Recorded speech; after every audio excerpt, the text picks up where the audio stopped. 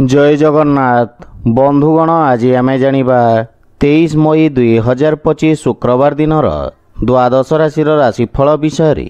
एही दैनिक राशिफल चंद्रंको गोचर गणना को नहीं आधारित एवं चंद्रंको गोचर गणना आम जीवन में बहुत प्रभाव पकई थाए।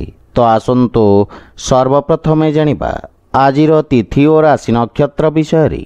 आज होउची 23 मई 2025 शुक्रवार ज्येष्ठ कृष्ण पक्ष एकादशी रात्र 10 घंटा 30 मिनिट गति द्वादशी। आज उत्तर भाद्रपद नक्षत्र दिवा 4 घंटा 2 मिनिट गते रेवती नक्षत्र। आज मीनचंद्र ओहरात्र।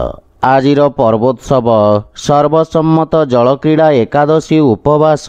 आजिर शुभ बेला दिवा 12 घंटा 17 मिनिट रु दिवा 2 घंटा 57 मिनिट पर्यंत।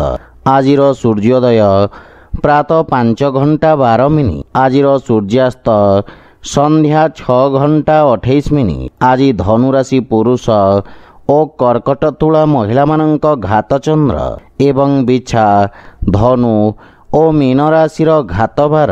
आज सिंह और आमिष खाइबा निषिद्ध। तो बंधुगण आसंतु जानिबा आजिर राशिफल विषय।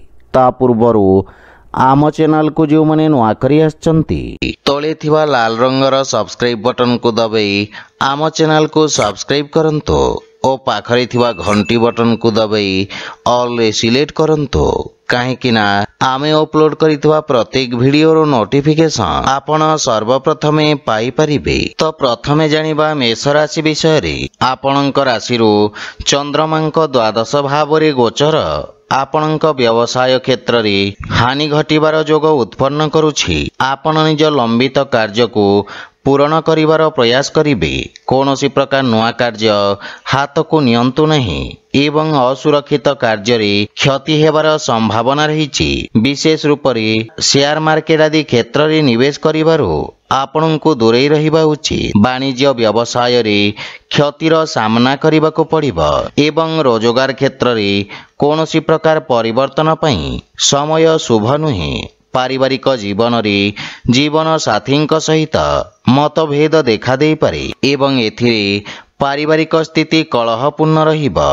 किंतु अविवाहित मानक पई विवाहर जोग रहिछि। रात्रि समय रे बंधु मित्रंक सहित मनोरंजन और मौज मजलिस रे समय व्यतीत करिबे। कोनोसी प्रकार संपत्ति क्रय विक्रय मध्य शुभ नुहे। एथिपई बुझी विचारी कार्य करंतो। मानसिक चाप तथा कार्यभार आपनଙ୍କୁ चिंतित करिबो। किंतु स्वास्थ्य नियमर पूर्ण पालन करंतो। आज आपण ओं आदित्याय नमः मंत्र जप करंतो शुभ फल पाइबे। वृष राशि। आज आपण पूर्वरु करिथिबा कठिन परिश्रमर सुखद परिणाम पाई परिबे एवं उत्तम लाभर स्थिति लागि रहिबो। आपणक कार्य क्षेत्र रे आपणक मान सम्मान वृद्धि पाइब एवं व्यवसाय क्षेत्र रे किछि नुआ व्यक्तिंक सहित ऑनलाइन वार्तालाप करिबे। आपणक सामाजिक क्षेत्रर विस्तार घटिब एवं परिश्रमर उत्तम परिणाम पाई परिबे। कार्य क्षेत्र रे नुआ योजनार प्रारंभ करिबा पई उत्तम अनुकूल समय। परिवार जनक हित रे करिथिबा त्यागर आपनଙ୍କୁ स्वर्णिम परिणाम प्राप्ति हेब। किंतु पैतृक संपत्ति को नहीं कोनोसी प्रकार वाद विवाद देखा दे पारे। नव विवाहित मानक पई संतान प्राप्तिर जोग रहिछि एवं आपनଙ୍କ दायित्व रे वृद्धि घटिब। बंधु मित्रंक सहयोगरु आज नुआ कारोबार प्रारंभ करि परिबे। स्वास्थ्य अवस्था रे गंठी जनित समस्या देखा दे पारे। आज आपण गोमाता को खाइबा को दियंतो शुभ फल पाइबे। मिथुन राशि। आज आपणक कर्म भाव रे चंद्रदेवंको गोचर आपणको राजकीय क्षेत्र रे लाभ प्रदान करिबो। उच्च अधिकारींक सहयोग प्राप्ति हेब एवं आपणक कार्यशैली रे एक नुआ चमक आसीब। विद्यार्थी छात्र छात्री मानक पई पूर्वरु दिया जाइथवा प्रतियोगी परीक्षा रे उत्तम परिणाम प्राप्ति हेब। ऑनलाइन इंटरव्यू रे सफलता मिलिब। आपनक जस ओ मान सम्मान रे वृद्धि घटिब। पितांक मार्गदर्शन रे निया जाइथवा निर्णय सफल सिद्ध हेब। माता पिता आपनक प्रति गौरवान्वित अनुभव करिवे एवं परिवार रो पूर्ण सहयोग मिलिब। समस्त क्षेत्ररु आपनकु शुभ समाचार मिलिब। प्रेम जीवन रे मधुरतार भाव रहिब किंतु बंधु मित्रंक पक्षरु निराशा मिलिब। आज कोनोसी प्रकार ऋण देवा नेबा ठारू आपण दूरे रुहंतु एवं माता पितांक स्वास्थ्य अवस्थार विषय ध्यान रखंतु। कोनोसी पुराना रोग आपणक पई कष्टदायक होई पारे। आज आपण सूर्य देवंको तिल मिश्रित जल अर्पण करंतु शुभ फल पाइबे। कर्कट राशि आपणक नवम स्थान रे चंद्रदेवंको गोचर आपणको भाग्यशाली करिब।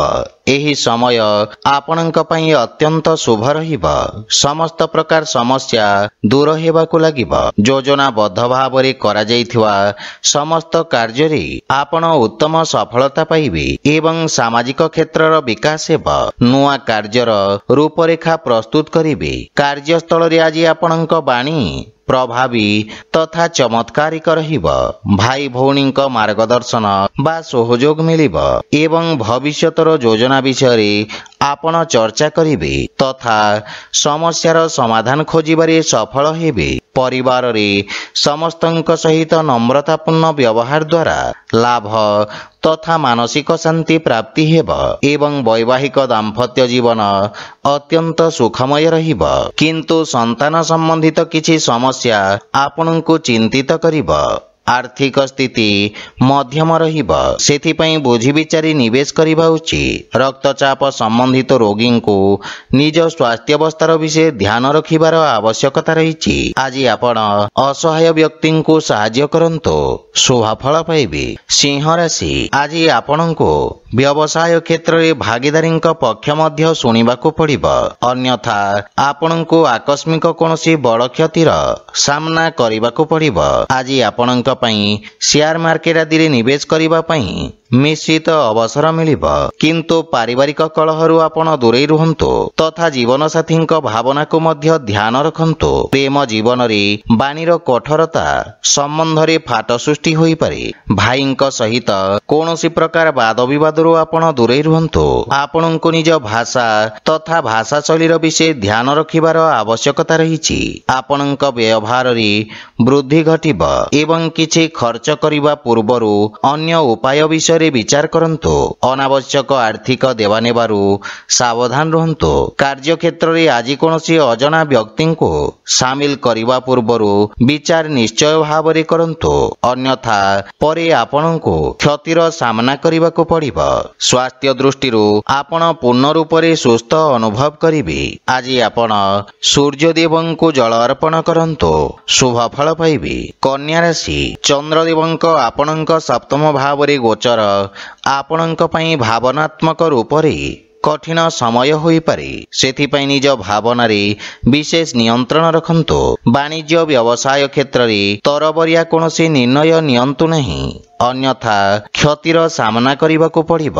राजकीय कर्मचारी को निज कर्तव्य और दायित्व निर्वाहन रे समस्यार सामना करिबाकू पड़ि पारे। किंतु आज आपण निज बुद्धिबल और चातुर्य रे शत्रु को परास्त करिवे।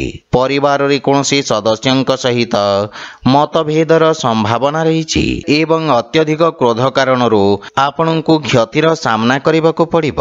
पारिवारिक वातावरण सुख शांति को बजाय रखिबार प्रयास करंतु एवं मानसिक चिंतार मध्य सामना करिबाकू पड़ि पारे। प्रेम जीवन रे आपण आनंददायक मुहूर्त व्यतीत करिवे एवं आर्थिक स्थिति मध्यम रहिब। लाभ पाइबा पई आपणको कठिन परिश्रम करिबाकू पड़िब। पूर्वरु चली आसुथुवा स्वास्थ्य समस्यारू मुक्ति मिलिब। आज आपण भगवान गणेश को दुब अर्पण करंतु शुभ फल पाइबे। तुला राशि आज आपण कार्य क्षेत्र रे समस्त बाधा और समस्या को दूर करी आगको बढ़िबे। आपण निज व्यावसायिक कार्यशैली रे निजर समस्त कर्तव्य को ସଫଳତାପୂର୍ବକ ନିର୍ବାହନ କରିବେ। ଉଚ୍ଚ ଶିକ୍ଷା ହେତୁ କୌଣସି ଅତ୍ୟାଧୁନିକ ସଂସ୍ଥାନରେ ଆବେଦନ କରିବା ପାଇଁ ସମୟ ଅନୁକୂଳ ରହିଛି। କୌଣସି କାର୍ଯ୍ୟ ବା ଯୋଜନା ପୂରଣ ନ ହେବା ପର୍ଯ୍ୟନ୍ତ ସାର୍ବଜନିକ କରନ୍ତୁ ନାହିଁ। ସନ୍ତାନ ପକ୍ଷରୁ ସୁଖଦ ଅନୁଭୂତି ପ୍ରାପ୍ତ କରିବେ ଏବଂ ଜୀବନସାଥୀଙ୍କ ସହିତ ସମ୍ପର୍କରେ ପ୍ରଗାଢ଼ତା ଆସିବ। ପାରିବାରିକ ବାତାବରଣ ଉତ୍ତମ ଅନୁକୂଳ ରହିବ ତଥା ଆପଣ ନିଜ ଆର୍ଥିକ ମାମଲା ଓ ଭବିଷ୍ୟତକୁ ନେଇ ଚିନ୍ତିତ ରହିବେ। ଭାଇ ଭଉଣୀଙ୍କ ପକ୍ଷରୁ ପୂର୍ଣ୍ଣ ସହଯୋଗ ମିଳିବ। ପ୍ରେମ ଜୀବନ ପାଇଁ ସମୟ ଉତ୍ତମ ଅନୁକୂଳ ରହିଛି। ଆର୍ଥିକ ସ୍ଥିତି କ୍ଷେତ୍ରରେ ସୁଧାର ଆସିବ ଏବଂ ଛୋଟିଆ ଋଣଭାରରୁ ମୁକ୍ତି ପାଇପାରିବେ। ମାନସିକ ଚିନ୍ତା କାରଣରୁ ଶାରୀରିକ ଅସୁସ୍ଥତା ଓ ଦୁର୍ବଳତା ଅନୁଭବ କରିବେ। ଆଜି ଆପଣ ଗୋମାତାଙ୍କୁ ଖାଇବାକୁ ଦିଅନ୍ତୁ, ଶୁଭଫଳ ପାଇବେ। ବିଛା ରାଶି, ଆପଣଙ୍କ ପଞ୍ଚମ ଭାବରେ ଚନ୍ଦ୍ରଦେବଙ୍କ ଗୋଚର ଶିକ୍ଷା କ୍ଷେତ୍ରରେ ଯୋଡ଼ି ହୋଇଥିବା ବ୍ୟକ୍ତିଙ୍କ ପାଇଁ ବିଶେଷ ଲାଭପ୍ରଦ ରହିବ।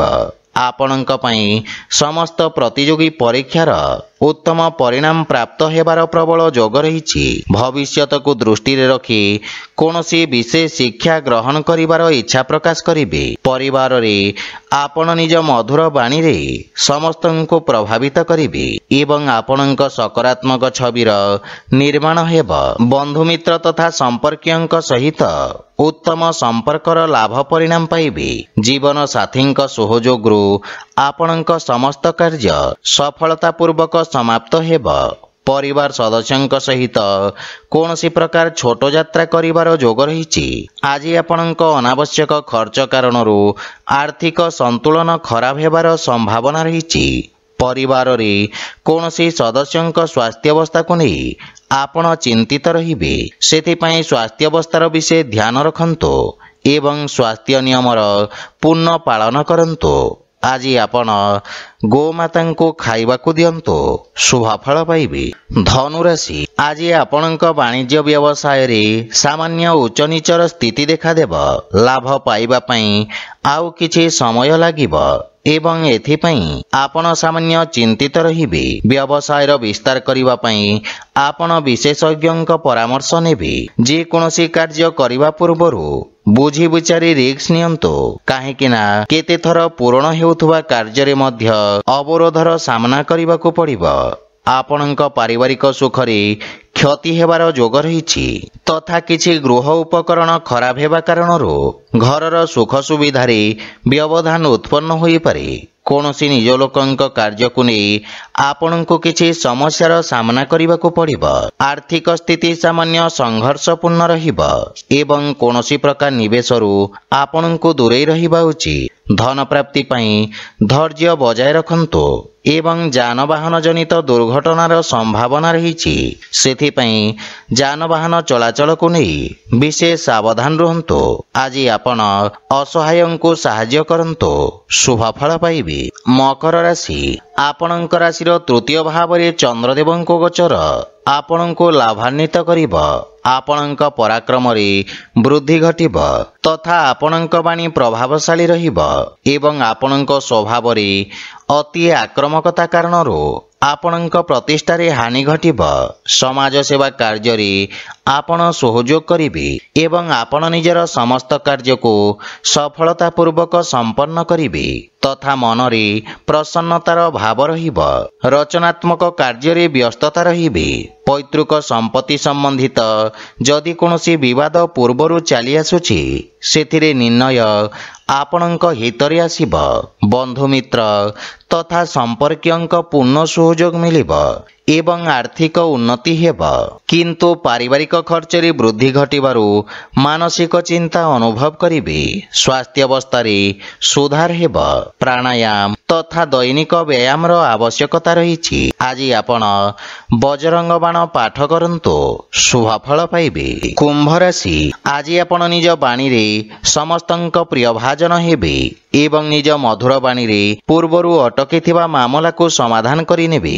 ଅଧିକାରୀ ବର୍ଗଙ୍କ ଠାରୁ ସକାରାତ୍ମକ ସହଯୋଗ ପ୍ରାପ୍ତି ହେବ ଏବଂ ବ୍ୟବସାୟରେ କିଛି ନୂଆ ସୌଦା ଆପଣଙ୍କ ପାଇଁ ଆଶାଜନକ ସ୍ଥିତିର ନିର୍ମାଣ କରିବ।